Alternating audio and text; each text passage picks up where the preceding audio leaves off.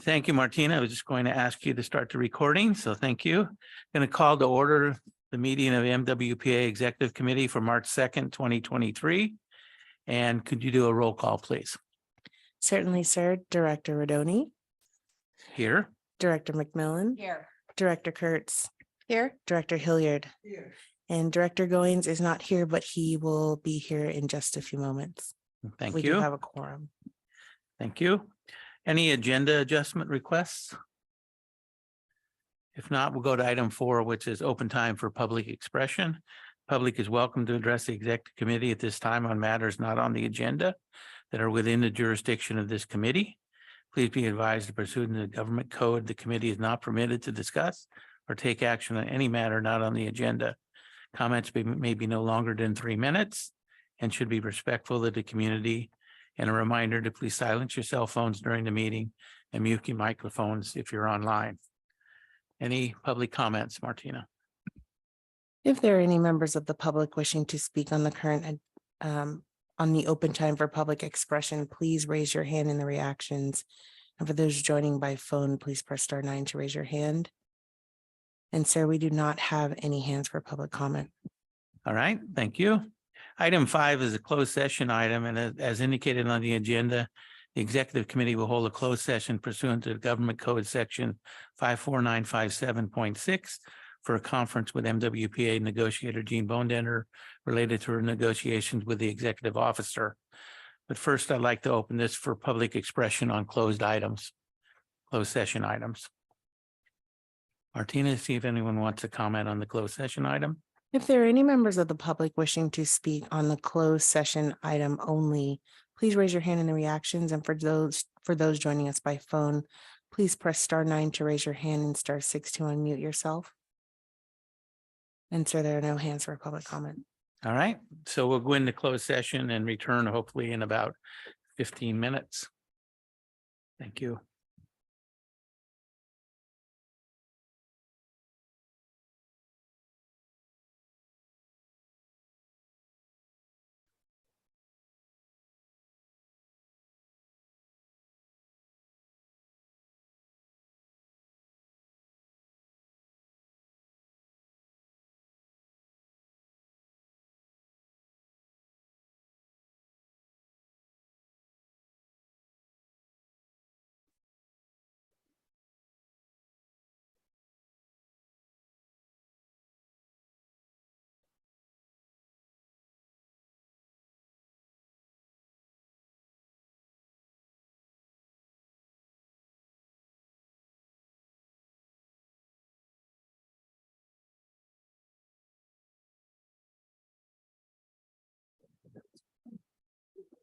Yeah. Testing, can you all hear us online? If somebody can give us a hands up. I'll restart.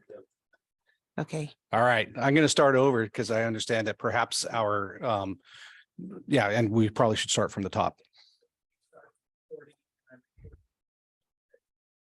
There's no reportable action taken.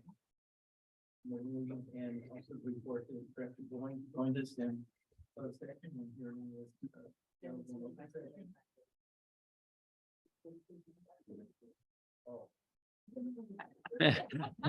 My gosh, in person, this is tough.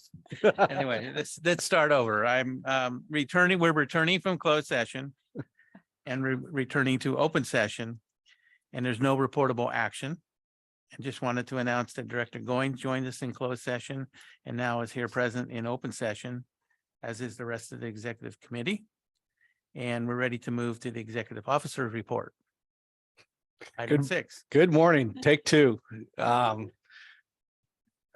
Just opening up my executive officer's report, and it will be brief, but March is Women's History Month. And I look across the dais, I see 3 women who have made history and will continue to make history in Marin. And then I also get to look down and see Gene Bonedender, who's had a tremendous impact in the history of Marin. I think one of the things I want to bring up about Gene's history is the insurance collaborative that you helped lead. And I bring that up because it's an example of public agencies in Marin working together, having a history of working together. And I think that history is what led to the formation, helped lead to the formation of the MWPA. So just wanted to acknowledge the history of the women in this room that they have made and continue to make. Super excited about reporting that the regional priority plan has been published as a draft for stakeholders to review. I did get a sneak peek at it about a month and a half ago to get some early comments into it.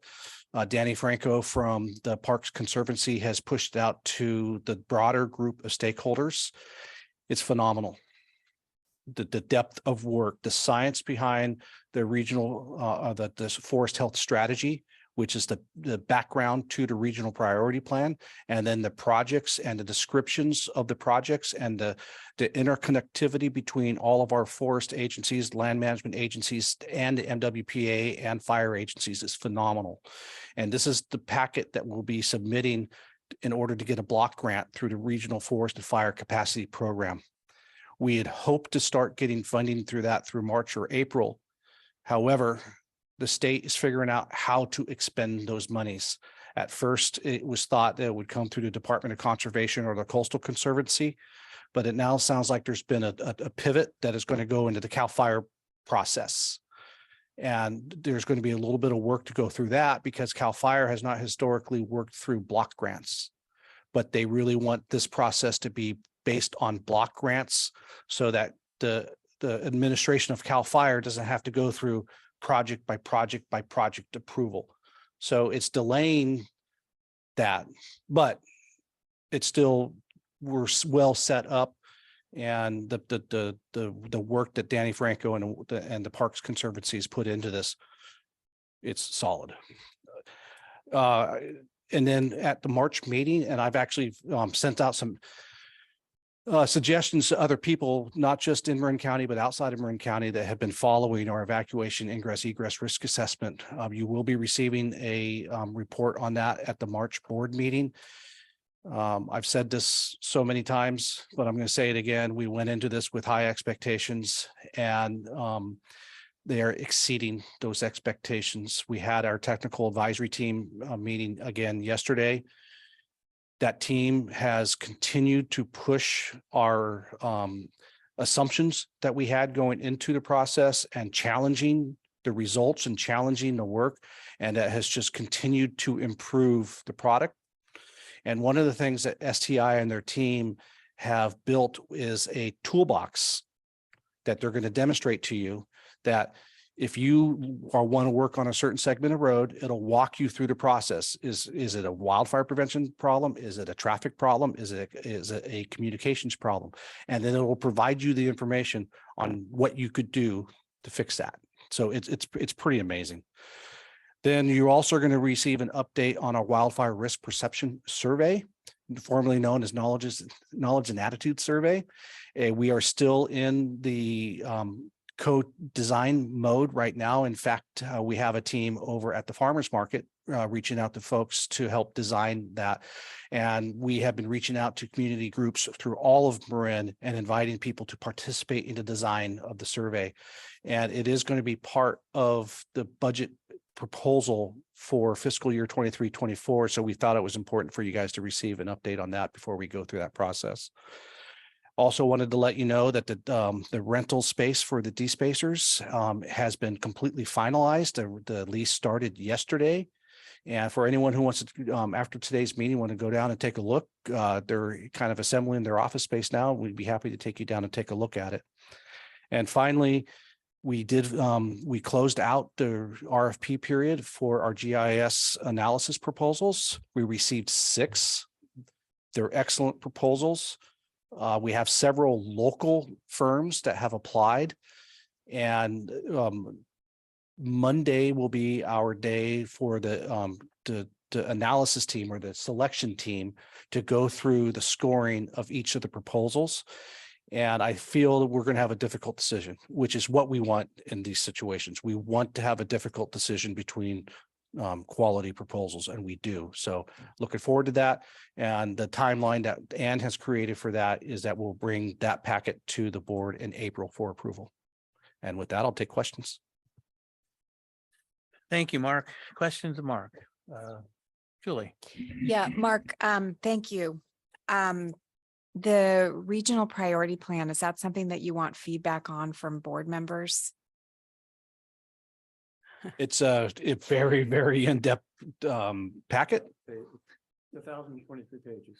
I'd be happy to share it with you if you want to provide feedback, but I don't know if every board member is going to want to dig into that. I just like to see it. Okay. And I'm wondering maybe if we could have it on the board agenda, maybe in the information section so that people could take a look at it if they want to. Probably not yet for a public. It's too Once early. once it's finalized, they're still in the feedback of the stakeholders. So I don't think they're ready for, it's still in draft mode. But once it's ready to become public, then we can get it as an information item. Got it. And then the EVAC ingress, is that going to be a separate standalone item on the board of directors March agenda? Yes, it will be. Okay, great. Thank you. Bruce. Hi, Mark. Thank you for a great report. I've reviewed the RPP, the Forest Health Strategy this morning. I spent a couple of hours with it and I concur with your assessment. The science is incredible. The partnership is amazing. The possibilities for a continuation of cooperation, collaboration between interested and affected agencies and bodies here in Marin is just beyond belief. It's laying the foundation for continuation of partnerships. The question I have is in regards to the potential funding, and I understand that it was originally envisioned that Department of Conservation was going to be the grantor and issue block grants, and then there's been discussions that indeed it's likely to move to CAL FIRE. My understanding is that they have yet to actually draft out the contractual basis for such an agreement, for block grant agreement. So I think the question really is fiscal years. We're coming in, here we are in March, April, May, June 30th. They have to spend their money by the end of June. They can't hold it over. So it's a question of really, what do we know about timing? Is it going to be this fiscal year or possibly next fiscal year in which we might expect that block grant to be issued? Unfortunately, we don't. We've been reaching out to CAL FIRE and the new forester that has been put in charge of this program, but we haven't gotten any concrete answers from them yet, but we'll continue to ask that question. Then the other question is the relationship of that funding to MWPA funds and funding. What's your, I know we're looking way ahead, but we've been funding project on one TAM partner ownerships for now a couple of years with the consents. It's what measures he said we can do. We're going to do it. If they were to receive that funding, might there be ability for those funds to also come into MWPA? Absolutely. That is the intent. The intent is for the Park Conservancy / one TAM to be the fiduciary agent of that block grant, because the vast majority of the work is forest health work, but a good half, if not more, of the projects overlay proposed projects for the MWPA. So we see that the MWPA could receive funding from the Parks Conservancy via that block grant to support the work that we're doing. One other question is, this comes down to a list of projects that are to be implemented. It'll be interesting to see the level of readiness, I guess, of the 5-member landowners as far as their project lists, if you will, how mature they are and how ready they are. And do you envision that there'll be further, given all the data that's coming on forest health, canopy, loss of canopy, new diseases, et cetera, et cetera. There's gonna be a lot more project development that will ensue as a result of this forest health strategy. Yeah, I review the regional priority plan like in the same way that our Appendix B to our CWPP is a living document. It's a living list of projects. I see the regional priority plan being similar to that Appendix B to the forest health strategy. Thanks. Thank you for a great report. Anyone else? Rachel? Yeah. Thanks. As we bring these types of reports back to the full board and the public, I think it'd be really helpful just to give a little back history where it came from, because I like you said, I don't know many people who are going to read that document. full document. And yeah, so in terms of that report, the priority plan, how is it being worked through or shared with like ATC and ops and those groups? Or are we going to, you summarize that report and be able, how does that information get shared? So I'll tackle the first part as far as ATC and ops is the work plan that ATC ops and ops have been putting together is helping to inform the regional priority plan. So it was on the front end, the ATC and ops work, it was on the front end where they've created projects and proposals that end up being in alignment with other projects that are happening with the forest health strategy. And the second half of that was Just now that they have that plan, this priority plan, if there is any information that's new or different, just getting it shared back with ATC and ops, how is it going to be summarized? Because it sounds like it's a pretty hefty, detailed plan. Yeah. And how will it actually be so it's usable? And that's where the design of the advisory technical committee, having members as non-voting members from each of the agencies of one TAM, that's where that feedback loop occurs, is at that level for them to bring that level of coordination that since we've invited them onto the ATC as non-voting members, that was one of the main reasons, is to get that level of coordination. So as they start implementing, that's where they backfeed into the ATC and then up through the system. Great, perfect. Thank you. All right. Seeing no further questions, we'll move to the public for public comment on this item. Go ahead. If there are any members of the public wishing to speak on the executive officer's report, please raise your hand in the reactions. And for those joining us by phone, please press *9 to raise your hand and *6 to unmute yourself. And sir, we do not have any hands for public comment. All right, thank you. We'll bring it back to the committee for further discussion. No action is required. Seeing no additional discussion, we'll move on to item 6, which is the consent calendar. Opportunity for the public to comment on the consent calendar will occur prior to the committee's discussion of the consent item. There's only one item on today's consent calendar. It's the minutes of the February 2nd, 2023 Executive Committee. Is there any public comment on that item? If there are any members of the public wishing to speak on the consent calendar item, please raise your hand in the reactions. And for those joining by phone, please press *9 to raise your hand. And sir, there are no hands for public comment. Okay, going to bring it back to the committee for a motion to approve the consent calendar. I'll make a motion to approve consent. Second. Okay, we have a motion by Kerr, second by McMillan to approve the consent. Do a roll call, please. Certainly, Director Hilliard, I'm no Mike. Aye. Director Kurtz, Aye. Director Goins, Aye. Director McMillan, Aye. and President Rodoni. Aye, thank you. Item 7 is committee reports. It's a Citizen Oversight Committee report. I think we have a member of the Citizen Oversight Committee in the audience. The chair of the COC report contacted me last night and reported that they have nothing to report today. All right. So we'll just move on then to item 8, which is action items, and we don't believe we have any action items today either. Okay. Item 9 is Board of Directors Agendas Review. This is our agenda review of March 16th, and we're looking for Mark to present this, and then we'll take questions.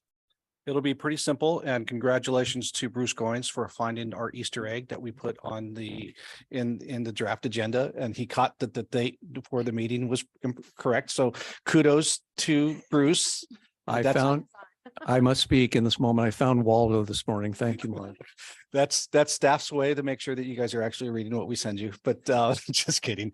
So we'll get that date corrected, obviously. And then another thing that's been pointed out is that the address for our meeting location up in the top right looks like it's letterhead rather than announcing that's the meeting location. So we'll make it more clear on the agenda where the actual meeting location is now that we are in in-person meetings. Just a little bit of adjustment. Thank you, Director Hilliard.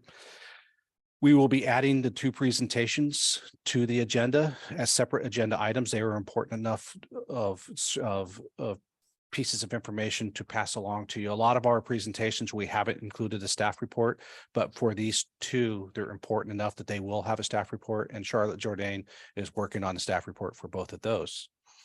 And one other addition to the agenda that we'll be adding is requesting permission from the board to apply for a CAL FIRE grant to support the Greater Nevada Shaded Fuel Break. As part of our new financial policies, any grant that has a greater than a $50,000 match requires board approval for us to apply. So we're going through that process. And that's all I have. Open to questions. Okay, questions of Mark about future agenda? Yes, Gene. Thank you, Chairman Rodoni. Under action items 8, I'd like to suggest 8B and 8C. 8B being the third at-will agreement with the executive officer, and 8C being consideration of adoption of the executive compensation policy and plan. Thank you. Great addition. Anything else? Bruce? If I may, and maybe I missed something, but we had your great presentation here on the ingress egress study and the RPP and others. At what point will we be putting some of these items on the full board agenda for educational items or updates? Or did I ask? Tell me if I missed something. Thanks, Mark. RPP is not ready yet for presentation to the board, but the egress, ingress risk assessment and the wildfire risk perception survey are going to be on the agenda for next meeting. Okay, so that's what I missed. Yeah. All right, anything else about the agenda for March 16th? Seeing no one raising their hand, can we go to the public on this item, please? If there are any members of the public wishing to speak on the current agenda item, the March 16th Board of Directors Agenda Review, please raise your hand in the reactions. And for those joining us by phone, please press *9 to raise your hand and then *6 to unmute yourself. And sir, we do not have any hands for public comment. Thank you. Bring it back to the committee for additional discussion and feedback to staff. I don't see any hands up. So it looks like we're good to move ahead with the agenda as proposed. Item 10 is committee members requesting requests regarding future agenda items for our executive committee.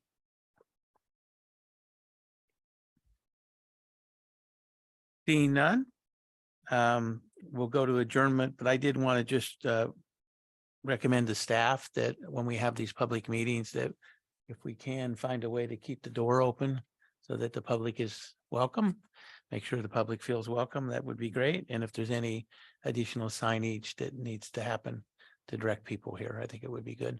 Fully expect people will start coming in person at some point. So thank you for doing those items. Anything else for the good of the order today? Seeing none, then I would call this meeting adjourned. So thank you all. Short and sweet.